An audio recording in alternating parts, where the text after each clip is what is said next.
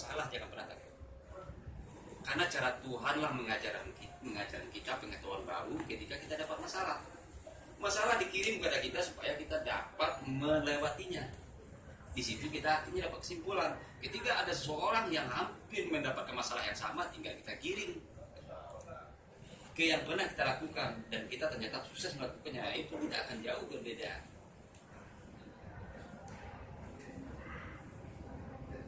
Kedua, energi dia lebih cepat bekerja ketika kita bermakrifat. Maaf, mungkin tidak paham. Bermakrifat yang saya sebutkan di sini adalah menyatakan sesuatu sebelum nyata. Mana itu menyatakan sesuatu sebelum nyata? Ketika kita pengen akibatnya begini, sebelum kita bikin sebabnya, dalam batin kita sudah kita nyatakan dia akan terjadi seperti itu. Ada rahasia. Misal seseorang atau siapapun yang belajar ilmu pelet kepada 1000 guru nomor 1, ya, kepada guru-guru yang paling hebat. Setelah dia belajar ke bulan-bulan, lalu dia mempergunakan peletnya. Peletnya tidak akan pernah berhasil kalau dia tidak bisa memvisualisasikan kejadian apa yang mau dia bikin. Karena energi itu bekerja sesuai dengan apa yang kita nyatakan. Jadi ketika kita tidak bisa menyatakan sesuatu yang kita inginkan, sama halnya ketika kita melihat buruan di hutan, kita lihat ada kijang, tapi kijang itu di semak, jadi kita nggak lihat, cuma kita tahu di dalam semak itu ada kijang. Akhirnya kita tembakin peluru secara ini, yang mudah-mudahan kena. Ya itu mudah-mudahan. Tapi ketika kita lihat nyata kijang itu, kemungkinan kena pasti. Tergantung bagaimana kita membidik. Itu sebabnya kita tetap lakukan ketika kita gagal. Itu pelajaran bagi kita. Kenapa saya gagal? Rata-rata kita gagal adalah karena kita kurang sabar. Kenapa kurang sabar? Kita ingin mengakibatkan ini, sebabnya belum selesai, kita sudah.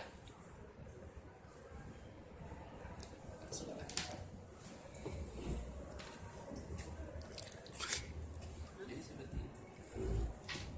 Oke, ada yang mau bertanya? Harus banyak bertanya, nanti sudah di luar.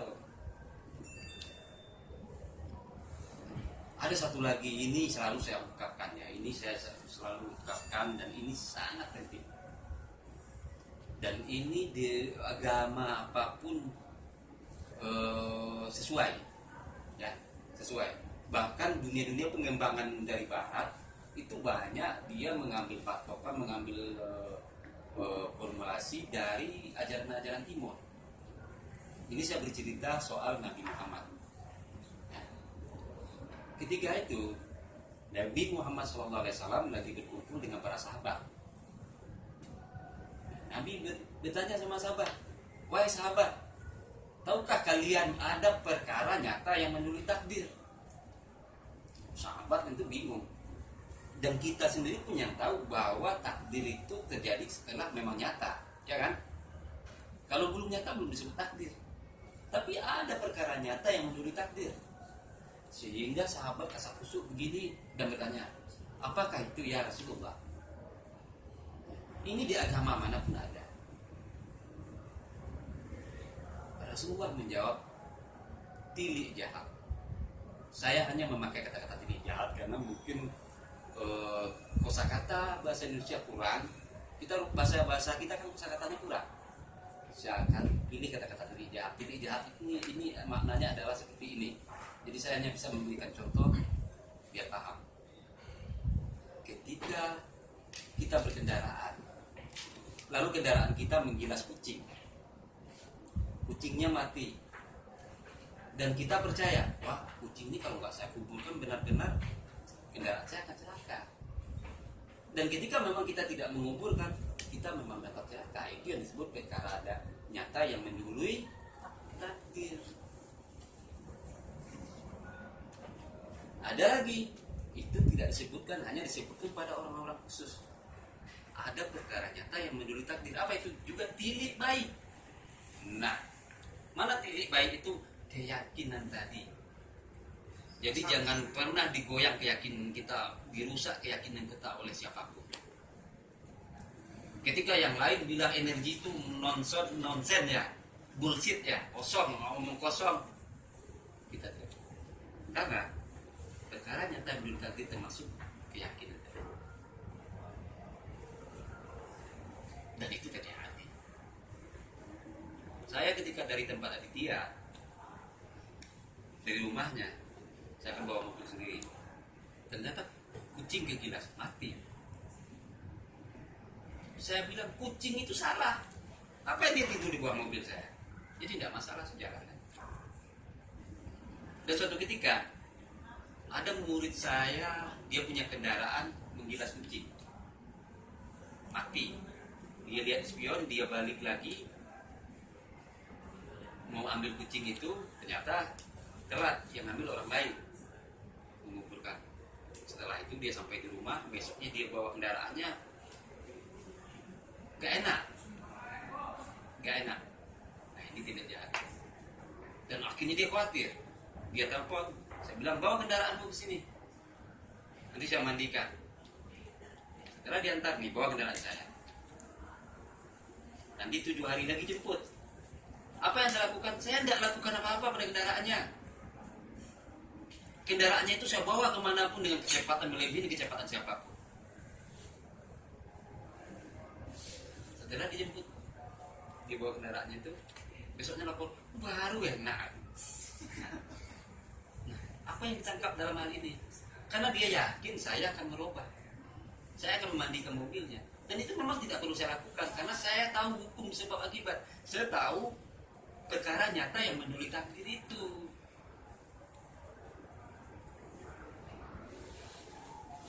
Nah, di sini kita harus paham, kita harus bisa melakukan ketika saatnya bagaimana, ketika bagaimana. Ingat, saya di Minangkabau juga salah satu pemberontak. Di Minangkabau itu orang satu suku tidak boleh kawin. Dan saya mengawinin istri saya yang satu suku sama saya. Dalam aturannya siapa yang kawin satu suku, pasti banyak ininya. Kalau enggak anaknya cacat, kalau enggak hidupnya nyungsep. Dan kenyataannya memang seperti itu. Dan saya kenapa? Anak saya lahir cantik-cantik dan tampan-tampan. Oh iya. Iya. Kenapa? Karena saya paham aturan itu. Ada satu lagi, saya bilang ke orang Minang itu, ada satu lagi tugas saya. Di Minang itu ada kampung saya dengan salah satu kampung lain itu tidak boleh kawin. Karena ada sumpah adatnya, kalau dia kawin ke atas tidak berpucuk, ke bawah tidak berurat, di tengah-tengah di kiri kumbang. Maknanya apapun nggak bakal jadi. Ketika dia kaya pasti jatuh, dan kenyataannya memang terjadi seperti itu. Saya bilang ke orang itu, waktu itu saya bilang ke anggota dewan, ada satu tugas saya lagi, mengawinin orang sana. Sebab kalau saya tidak mengawinin orang sana, mungkin anak saya atau ponakan saya. Sebab siapapun yang masih mempercayai itu, kalian sebagai pengikut agama Islam, kalian tidak akan cium surga nanti. Karena kalian lebih percaya pada hukum yang tidak ada referensinya dari kitab kamu. Akhirnya ini ponakan saya kawin sama orang kampung itu. Dapat nikah. Ini dia nah, ya. Dan ketika itu heboh mau bunuh dia supaya itu nggak terjadi segala macam. Saya liatin. Setelah saya liatin, saya datang ke kampung itu, saya kumpul bundanya. Saya bilang, siapa yang menentang perkawin si ini dengan si ini? Oh, kami menentang. Itu ponakan saya. Sekarang tentang saya. Diam. Karena kenapa? Saya tahu. Ketika kita tahu, ya, kita tidak usah berpikir banyak. Cara memangkas keyakinan adalah ketika kita tahu, ya, ini jangan disuruh mengotak-atik lagi kepala ini. Contoh, saya dengan si Rizky atau dengan ini atau dengan siapa yang lebih besar badannya dengan bapak ini secara biasa ini, atau jangan yang kecil ya saya pilih kan, dengan Pak Sulaiman misal secara biasa dalam pikiran saya, oh Pak Sulaiman ini kemakan sama saya, badannya sama, kurusnya sama saya. Iya, sekali pukul mati sama saya, ya kan? Tapi ketika saya punya masalah sama beliau, tiba-tiba kepala saya mikir, wah, iya kalau saya yang memukul dia duluan, kalau saya terkena duluan bagaimana? Akhirnya timbul ragu, akhirnya timbul cemas. Penyebab cemas itu di mana? Ini otak ini. Jadi ketika kita sudah tahu sumber-sumber yang memberdayakan diri kita, sudah pegang teguh itu dan lakukan. Dan lakukan. Saya berkali-kali hampir mati tapi tidak pernah mati. Saya dikeroyok 33 orang pun bersenjata semua, sampai sekarang saya masih. Hanya satu yang saya lakukan, saya giring menjadi akibatnya begitu. Saya terjatuh dulu. Jaket saya, baju saya bolong-bolong dengan senjata mereka. Setelah saya bangkit, mereka berterbang semuanya. Itu karena ketika kita sudah tahu hukum sebab akibat, 1 tambah 1 sama dengan 2 itu pasti. Ya, 1 ditambah 1 sama dengan 2, bukan 3, bukan 4, atau bukan 0. Jika kita tahu 1 tambah 1 sama dengan 2 adalah 2, sudah lakukan, dia akan terjadi.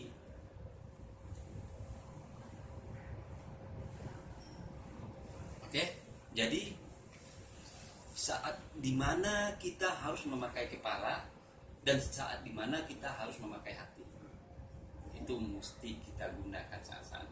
Jadi gunakanlah sesuatu sesuai tempatnya. Ya. Itu caranya. Yang tidak sesuai buang ke tong sampah. Mantan juga ke tong sampah ya. Jadi itu intinya seperti itu. Ya. Saya ini satu lagi. Saya hanya bisa bercerita agar keyakinan timbul. Saya ketika diminta mengobatin orang dimanapun, ya, yang saya lakukan adalah saya siap sedia. Saya mengobatin orang ke Ambon saya ini, dan saya mengobatin orang nggak bawa apa-apa, nggak bawa alat, apalagi Beckham ini yang bikin minum. Saya hanya bawa diri saya. Nanti air putihnya juga minta ke dia. Ketika misal saya pakai otak, saya akan berpikir, wah, orang pasti buat tiket aja sedikit mahal. Kalau tidak sembuh bagaimana? Ya kan? Nah, hal-hal itu yang menggoncang keyakinan kita. Caranya bagaimana? Cara memintasnya cuma satu. Ketika ada orang meminta kita, sebut katakan dalam diri, ini berarti Tuhan telah mengizinkan saya untuk ke sana, karena tidak saya yang minta dia. Jadi ketika kita mau ke sana, bilang kepada diri, jangan engkau malukan saya tidak meminta, engkau yang mengizinkan orang itu mengajak saya ke sana. Sudah selesai. Dan lakukan. Harus kita pintas apapun yang merugikan kita. Harus kita putus apapun ya hal-hal yang mengganggu keyakinan kita, mengganggu yang buat kita ragu dan segala macam. Oke, seperti itu. Dan ketika itu kita amalkan, berjaya.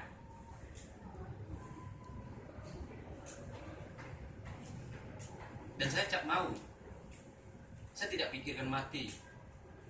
Ya, karena mati itu sudah jelas tempatannya.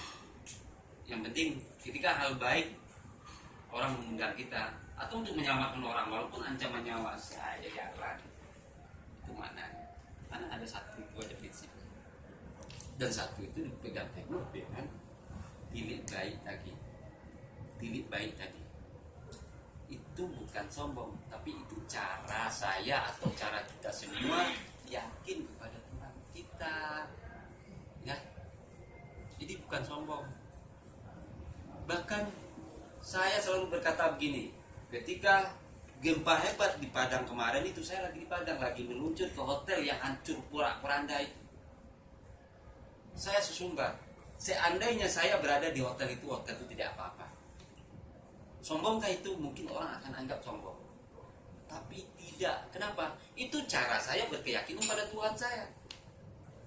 Itu cara saya berpikir baik pada Tuhan saya. Sehingga beliau juga cinta saya, dijadikan seperti yang saya inginkan. Nah, itulah disebut oleh orang barat itu, apa yang kau pikirkan itulah realita diri.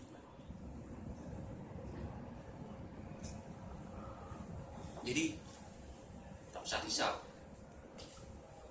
Ketika diajarkan sesuatu, perhatikan, amatin pola-polanya, dan sering praktek kepada setiap orang berbeda. Jadikan itu pembelajaran. Oke, ada lagi? Ada yang mau ditanya?